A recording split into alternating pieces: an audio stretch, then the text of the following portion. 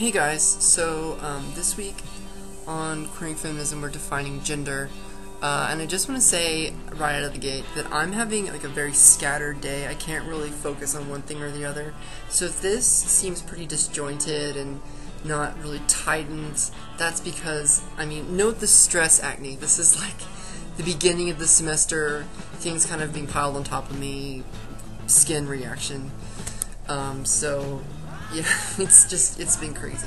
So anyway, I'll do my best to stay focused, but, so we're defining gender.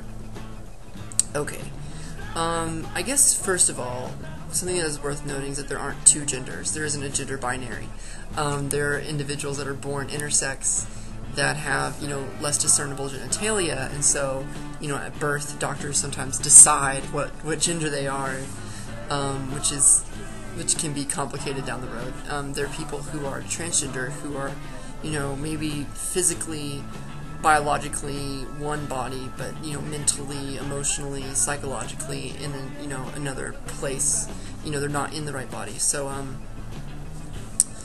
and that's something that's, for me, I used to have a hard time understanding it because I've never experienced it before.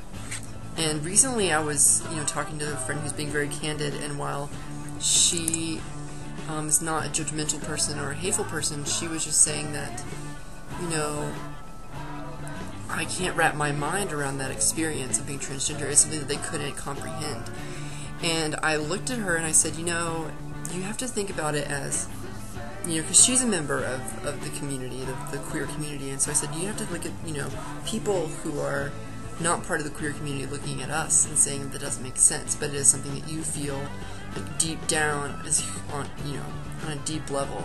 And so I think that kind of made some sense, and a light bulb went off in my mind, because I thought that's exactly, how I view it, is that it's, it's an experience that I've never experienced. It's something that I've never been through, but I have a lot of respect for people who are transgender to have the courage to make themselves happy and to make their insides match their outsides, which is something that everyone has to do. Maybe in drastic ways, and maybe in, subtle ways, and, emotional ways. But anyway, so there aren't two genders, and, that scale is kind of, it's a sliding scale, the spectrum between male and female. I have, traditionally female traits of my own. I don't have the deepest voice in the world. When I answer the phone, sometimes people think I'm a woman, if you want to get physical about it. There's others that are, I can be kind of emotional. Some people have said that I have male PMS, which I find a little bit offensive. Both as a feminist and as a male, like, can't I just have, like, emotions, and can't women not have all their emotions blamed on PMS? But anyway, so, I have those, and I own them, and I own that they're traditionally feminine, but I don't necessarily think that that's something you should really dwell on. I've always identified as male. I've never felt as if I wasn't a male, but I do really connect with women on, like, a friendship level, on an emotional level, on, a human-to-human level. I've traditionally, since puberty, really, I've had female friends. Before that, I had a lot of male friends. But it's been a while since I've had, like, a really, really close male friend, and I think it's because as I grew up, I found that females were really, at least where I was in my life, the females around me were more willing to accept you as, like, a whole individual than some of the males were. And that could just be my own bias, my own judgments, but that was something that I felt.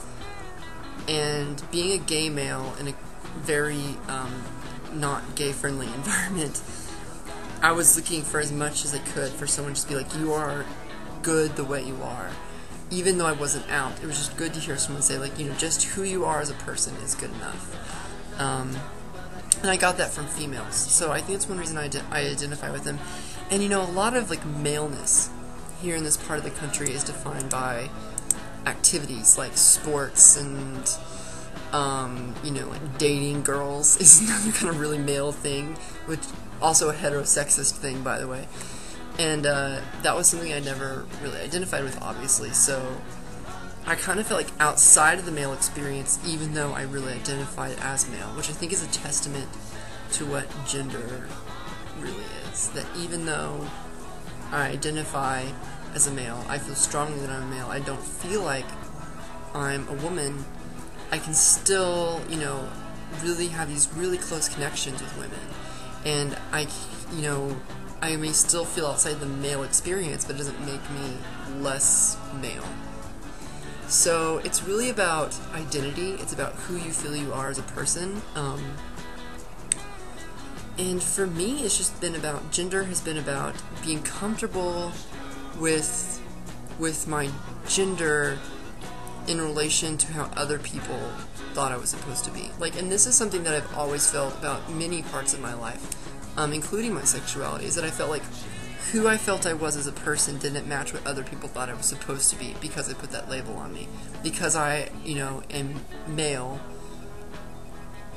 I don't think, you know, people really saw me as doing traditionally male things. Because I, you know, am gay, I don't think some people, I don't think all people think this, but I think there are at least a few people who don't see me as really acting gay or whatever.